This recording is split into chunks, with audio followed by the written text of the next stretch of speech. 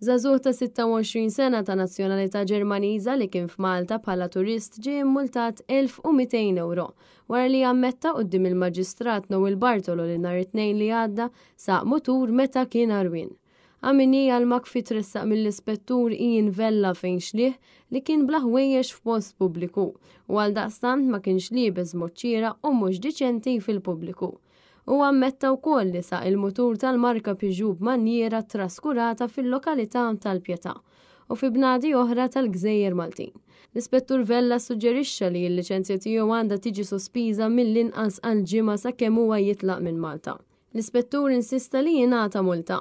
Id-difiża mexxija mill-avukat Ingrid Zammit Young qablet mas sottomissjoni tal-Ispettur u qalet li l-akkużat jiddispjaċih għal dak li jagħmel u li formalment kienet jitlob skuża lill-Maġistrat għar-rejat li wettaq.